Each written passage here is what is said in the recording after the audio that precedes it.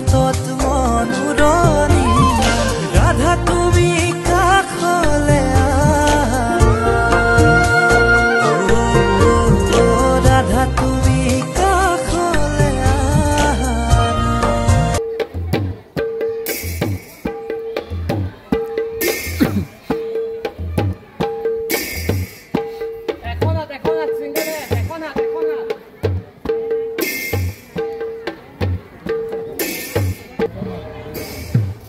দাদা নমস্কাৰ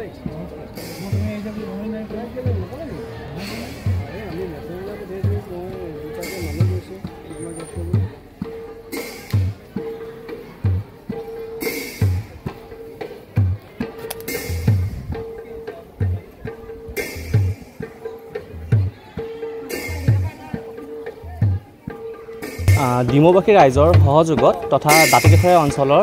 সহযোগত পোনপ্ৰথমবাৰৰ বাবে ডিমৌ ৰাইচাই অঞ্চলত এখনি মহাৰাসৰ আয়োজন কৰা হৈছে আৰু এই মহাৰাসখনৰ এক বৃহৎ আয়োজন কৰা হৈছে কিয়নো এই ৰাসভাগী কিছু বিশেষ আৰু পৃথক এইটো কাৰণে কৈছোঁ কাৰণ বালকৃষ্ণৰ লগত আমাৰ 150ৰ অধিক গোপবালকে অংশগ্ৰহণ কৰিব তাৰ লগতে মহাৰাস অংশত কৃষ্ণৰ লগত সৰ্বমুঠ 16 গৰাকী গোপীয়ে নৃত্য প্ৰদৰ্শন কৰিব আৰু এই অনুষ্ঠানটোৰ নাম আচলতে আমি নিৰ্দিষ্ট নাম ৰখা হৈছে কৃষ্ণ মহিমা গাথা গুৰুজনাৰ সৃষ্টি ঝুমুৰা অংকীয়া নাট তথা নামঘোষা কীৰ্তনকে আদি কৰি বিভিন্ন ধৰ্মীয় গ্ৰন্থৰ পৰা বিভিন্ন সমল একত্ৰিত কৰি পেলাই আমি এক প্ৰচেষ্টা হাতত লৈছোঁ কৃষ্ণ মহিমা গাথা নামেৰে এক নৃত্যনাট্য সংৰচনা উপস্থাপন কৰিবৰ কাৰণে আৰু এই 16 গোপীৰ মাজত আচলতে আমাৰ বিভিন্ন জাতি জনগোষ্ঠীৰ লোক যেনে মিচিং সম্প্ৰদায়ৰ দেউৰী সম্প্ৰদায়ৰ চাহ জনগোষ্ঠীয় সোণোৱাল কছাৰী আদিকে কৰি বিহাৰী মাৰোৱাৰী বিভিন্ন ধৰণৰ জাতি জনগোষ্ঠীয় লোকে একত্ৰিত হৈ পেলাই এই ৰাসভাগী আচলতে কৰিবলৈ আগবাঢ়ি আহিছে আৰু এটা খুব ভাল এটা বাৰ্তা প্ৰেৰণ হৈছে কিয়নো গুৰুজনাৰ সৃষ্টিৰ প্ৰতি তেখেতসকলৰ যি আগ্ৰহ তাক খুবেই শলাগ ল'বলগীয়া আৰু আমাৰ এই যি কৰ্ম আমাৰ আখৰা চলি গৈ আছে আচলতে দ্ৰুত গতিত বিভিন্ন অঞ্চলত আমাৰ আখৰা হৈ আছে এতিয়া বৰ্তমান সময়লৈকে আমাৰ 10টাৰো অধিক আচলতে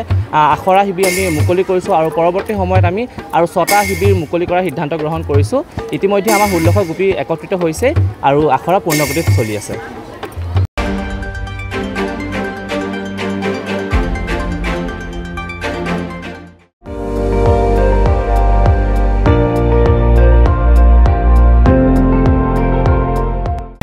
আপুনি চাই আছে ND24 সৰ্বশ্ৰেষ্ঠ নহয় সৰ্বোত্তমৰ দৌৰ